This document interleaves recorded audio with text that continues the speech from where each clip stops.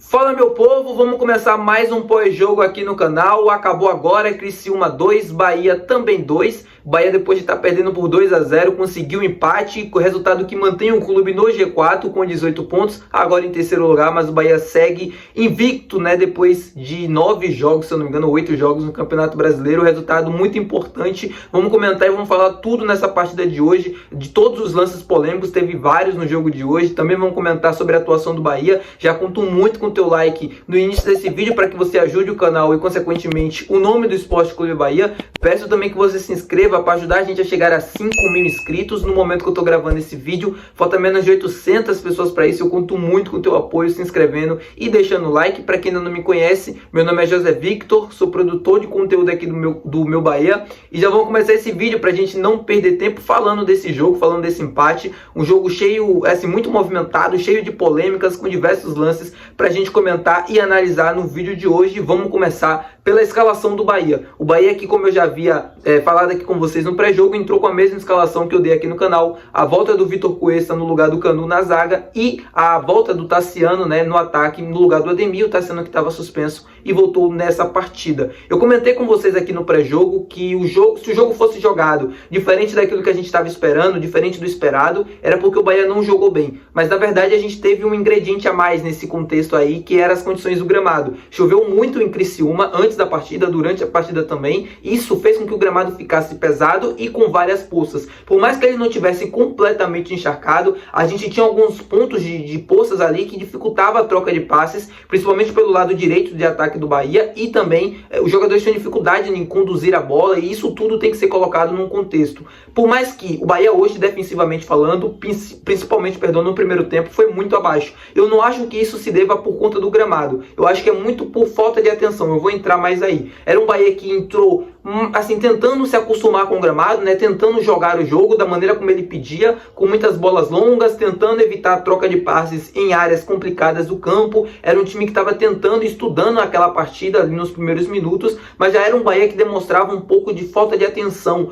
no primeiro tempo, principalmente defensivamente falando, nas bolas aéreas. Se a gente olha uma estatística do SofaScore, a gente consegue ter dimensão do que foi a partida, do que resume tudo. Para começar aqui com vocês, se a gente olha para o número de grandes chances, o Criciúma teve 4 grandes chances no jogo e o Bahia teve apenas uma. Ou seja, o Criciúma foi uma equipe que teve volume de ataque no sentido de ter mais chances perigosas. Isso principalmente no primeiro tempo. O Arthur Kaique pelo menos perdeu umas 2 dessas chances. Bolas aéreas cruzadas, eu me lembro muito bem de um entre os zagueiros, entre o Gabriel Xavier e o Vitor Cuesta, e o jogador cabeceia sozinho, foi o Arthur Kaique. O Bahia sofreu muito no primeiro tempo com bolas aéreas e com falta de desatenção. Até jogadores que normalmente não erram nesse tipo de situação, como o próprio Gabriel Xavier, hoje demonstrou um pouquinho não vou dizer insegurança, mas eu vou dizer um pouquinho de falta de atenção, assim, de concentração na partida, do que pedir, do que exigia, para conseguir lances em que normalmente ele consegue cortar e consegue interceptar. Mas enfim,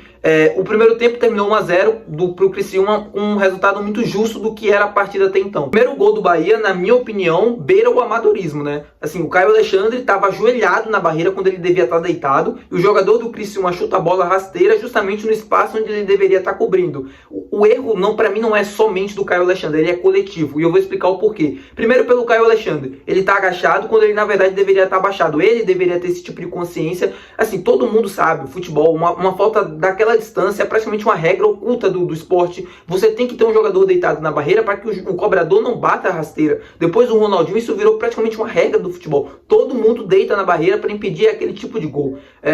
Pronto, o erro do Caio Alexandre já está aí. O segundo, primeiro, é do goleiro Marcos Felipe, que estava de frente para o lance, poderia ter mandado ele fechar aquele canto. Não falou nada. E os jogadores que estavam em volta, muitos jogadores do Bahia dentro da área, na barreira, vendo aquela situação, e também ninguém falou nada. Então a falta de comunicação, para mim, é o segundo erro. Acho que o Marcos Felipe não tem uma falha tão grande assim. Depois, vendo o lance, a bola vai praticamente em cima dele. O tempo de reação é muito curto, a falta foi muito próxima do gol, por mais que assim, o Caio Alexandre tinha que estar deitado na barreira, não tem jeito. Ele tinha que estar deitado, ele não estava, e o Bahia acabou sofrendo o primeiro gol ali. Pronto. O segundo tempo também já começa de uma forma muito estranha. O Bahia acaba tomando gol com 1 minuto de jogo.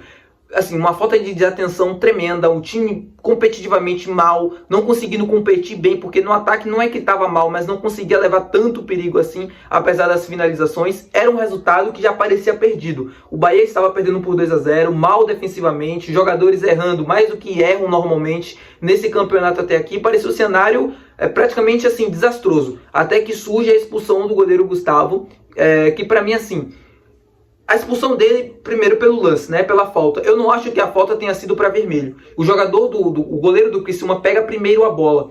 Quando ele pega a primeira bola, depois vem o choque. Tem um problema aí. Se o juiz entendeu aquilo como um lance de falta, ele teria que ter expulsado o Gustavo, porque era o último homem, era uma falta que praticamente depois dali o Tassiano iria fazer o gol, ou seja, ele deveria ter expulsado. Não acho que tenha sido falta, eu acho que o lance em si, ele não me dá a sensação de uma falta tão clara, de um lance, de uma entrada tão perigosa, ao ponto de ser vermelho. Era uma falta, assim, tudo bem, eu entendo ele ter marcado. Então, já que ele marcou falta, era para ter dado o cartão vermelho, e ele não dá o cartão, já é um erro aí da arbitragem. Na sequência do lance, o Gustavo não faz cera. Ele tem, a transmissão do Sport TV até contou 10 segundos. E ele realmente não faz cera. Ele vai beber água e depois já se posiciona novamente para cobrar o tiro de meta. O árbitro, se eu não me engano, foi o Flávio Rodrigues, foi muito rigoroso no lance.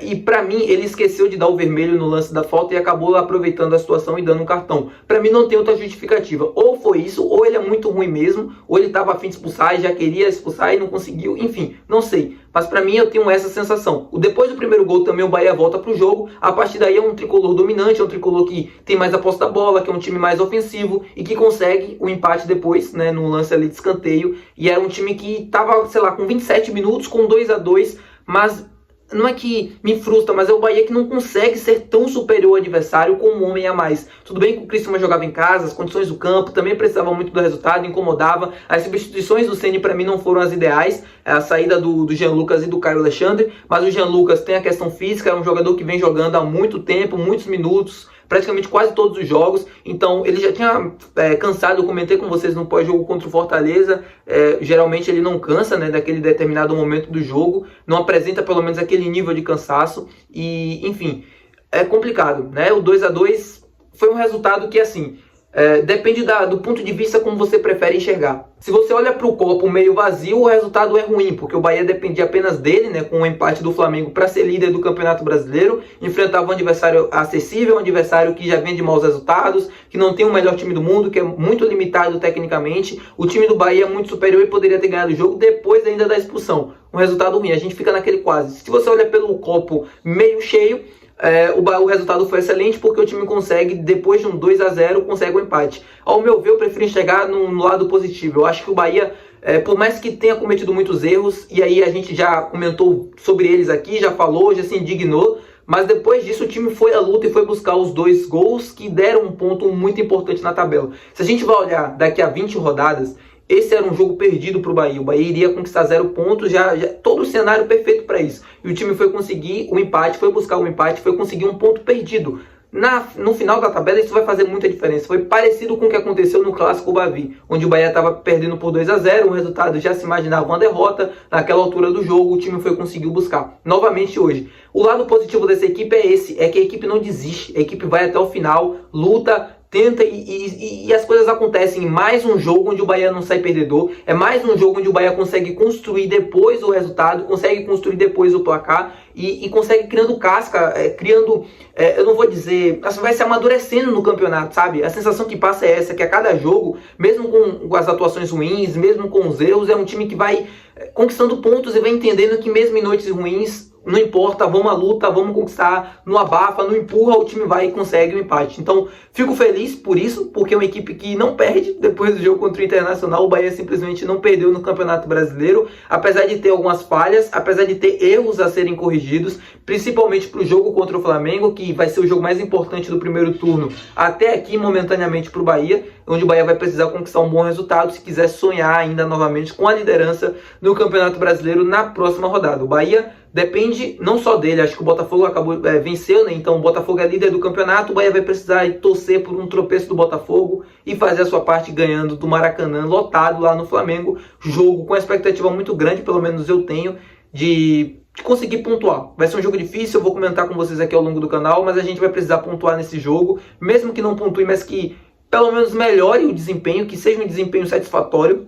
O Bahia tem totais condições de chegar e empatar, ganhar. Pelo futebol que vem apresentando nos últimos jogos, me passa essa confiança, mesmo hoje tendo esses erros, né? Mesmo sendo um time desatento, eu acredito que contra o Flamengo, até o jogo mesmo pede um nível de concentração mais alto. Eu acho que todo mundo vai, pelo menos eu espero, né? Que melhore o desempenho e que a gente consiga esses 3 pontos, 1 ponto, ou seja, brigar na parte de cima da tabela, tá bom? É isso, muito obrigado por assistir o vídeo até aqui. Se você assistiu, não se esquece de deixar o teu gostei, não se esquece de se inscrever e até mais, valeu!